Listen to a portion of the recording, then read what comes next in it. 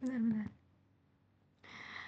Assalamualaikum warahmatullahi wabarakatuh. Selamat malam teman-teman semuanya. Sebelumnya perkenalkan saya Oktavia Ramadhani sebagai moderator dari kelompok 8.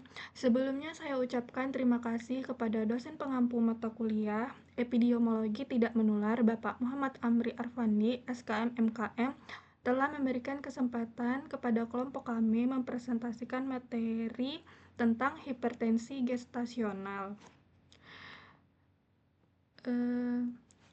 Ini dia anggota kelompok 8. Langsung saja kita ke materi yang pertama, yaitu distribusi. Pada distribusi waktu ada periode analisis. Analisis ini meliputi jangka waktu antara tahun 2018 sampai 2022 yang menunjukkan kesesuaian hasil dari berbagai penelitian. Dan distribusi tempat, yaitu penelitian tersebut berlangsung di berbagai tempat di Indonesia seperti Demak, Wonogiri, dan Medan. Ini mengindikasikan bahwa masalah kesehatan yang berkaitan dengan hipertensi dan penyakit ginjal tidak hanya terjadi di satu lokasi saja. Dan ada distribusi orang, yaitu populasi yang dianalisis mencakup pasien yang menderita penyakit ginjal kronik atau PGK, serta wanita hamil yang mengalami hipertensi gestasional atau preeklamsia. Selanjutnya akan dijelaskan oleh teman saya. Baik, selanjutnya itu adalah tentang determinan penyebab dari hipertensi gestasional. Nah, penyebab dari hipertensi gestasional ini atau preeklamsia merupakan penyebab utama pada masalah kehamilan. Kondisi ini dapat dipicu oleh beberapa faktor seperti pola nutrisi yang kurang baik, kebiasaan hidup tidak sehat, paparan lingkungan, serta kondisi fisik ibu. Penyakit ginjal kronik akibat kurang gizi, kurang cairan, atau paparan bahan kimia juga meningkatkan risiko. Selain itu, hipertensi kehamilan sering dipengaruhi oleh usia ibu, riwayat persalinan sebelumnya, kondisi kesehatan yang sudah ada, serta obesitas. Mungkin itu aja dari determinan penyebab. Saya lanjutkan ke teman saya.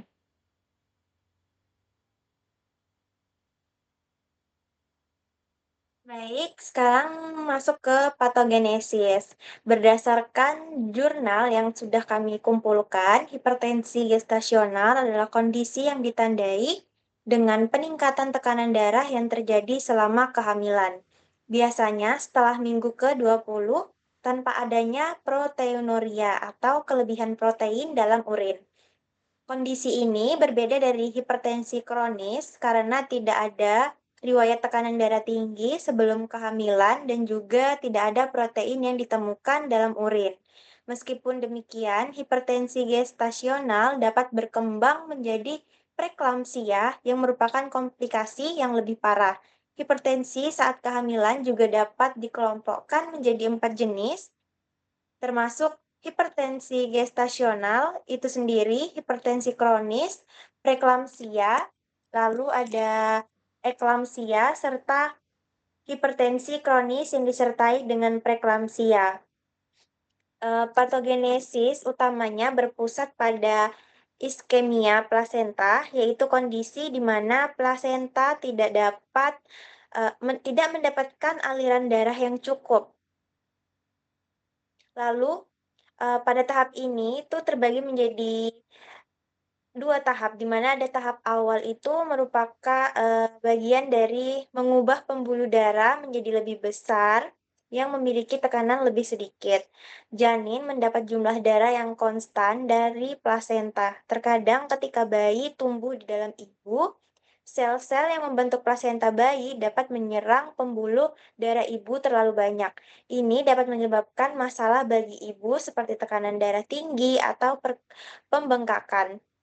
Pembuluh darah di plasenta sangat kecil dan sulit untuk dipindahkan oleh darah. Ini menyulitkan darah untuk mencapai plasenta.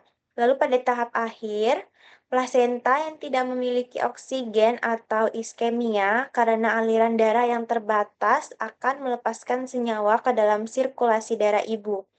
Senyawa ini termasuk faktor-faktor yang mencegah pembentukan pembuluh darah baru menyebabkan kerusakan signifikan pada sel endotel atau lapisan dalam pembuluh darah di seluruh tubuh ibu. Saat terluka, pembuluh darah menjadi lebih kecil dan lebih sulit diperas. Ini yang menyebabkan tekanan darah naik. Mungkin itu dari patogenesis. Saya lanjutkan ke teman saya.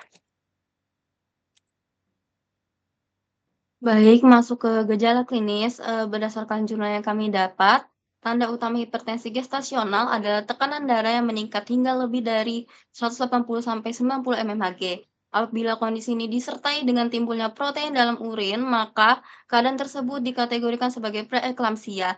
Sementara itu, menurut alodokter.com, hipertensi gestasional pada masa kehamilan juga bisa menimbulkan sejumlah keluhan tambahan, diantaranya sakit kepala, rasa mual disertai muntah, nyeri pada bagian perut kanan atas, gangguan penglihatan, kenaikan berat badan secara mendadak, jumlah urin yang berkurang drastis, dan pembengkakan di beberapa area tubuh. Selanjutnya saya berikan ke teman saya.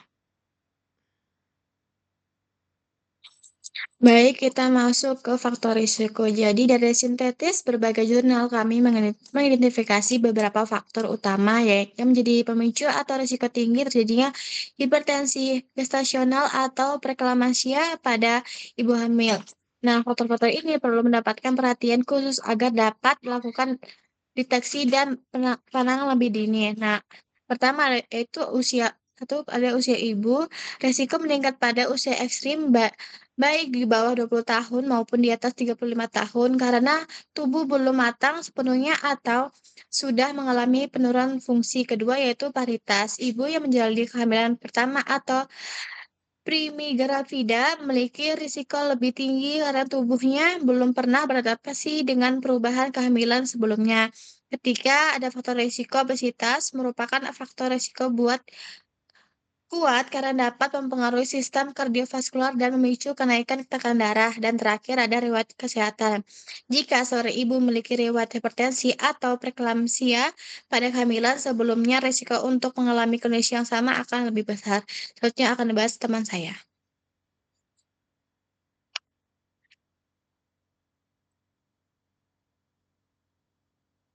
Selanjutnya adalah strategi pengendalian.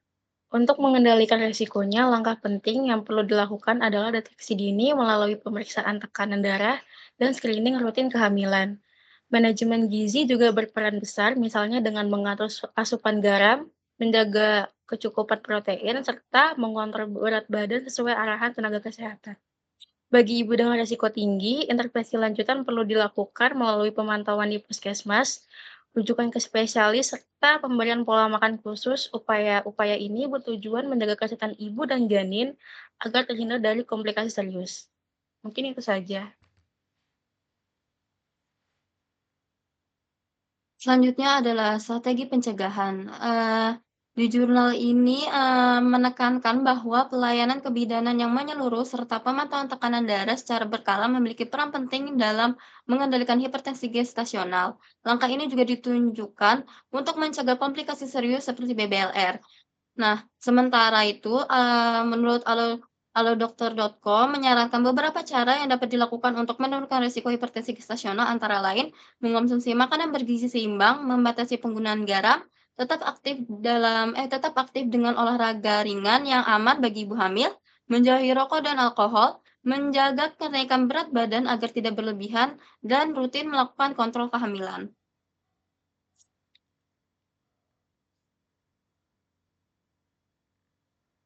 Ini jurnal-jurnal yang kami dapatkan, ada 5 jurnal. Yang pertama ada analisis faktor-faktor mempengaruhi hipertensi gestasional pada ibu hamil di RSIA Masita, Kota Makassar tahun 2022. Yang kedua adalah manajemen hipertensi gestasional pendekatan asuhan kefarmasian. Yang ketiga adalah asuhan kebidanan kehamilan pada Nyonya H dengan hipertensi gestasional di Klinik Pratama Marko, Kecamatan Medan Johor, Kota Medan tahun 2021. Yang keempat adalah hubungan hipertensi gestasional dengan angka kejadian BBLR, dan yang terakhir adalah analisis faktor yang berhubungan dengan hipertensi gestasional pada ibu hamil. Selanjutnya saya kasih ke teman saya. Baik, terima kasih kepada teman-teman kelompok saya yang sudah menyampaikan materi. Selanjutnya kita masuk ke sesi tanya jawab. Jadi, pertanyaan yang pertama yaitu dari Gilang Nur Akias dari kelompok 7. Pertanyaannya yaitu, bagaimana peran pemeriksaan rutin kehamilan atau ANC dalam menurunkan angka komplikasi hipertensi gestasional? Persilahkan kepada teman-teman yang ingin menjawab. Baik, izin menjawab. Jadi, pemeriksaan rutin kehamilan atau ANC ini sangat membantu mencegah komplikasi hipertensi gestasional dengan cara mendeteksi tekanan darah tinggi sejak dini. ANC ini memantau kesehatan ibu dan janin, memberikan edukasi, dan memastikan penanganan cepat jika muncul tanda-tanda bahaya. Dengan ANC ini, risiko komplikasi berat seperti preeklamsia bisa berkurang karena intervensi yang tepat sehingga ibu dan bayi lebih terlindungi.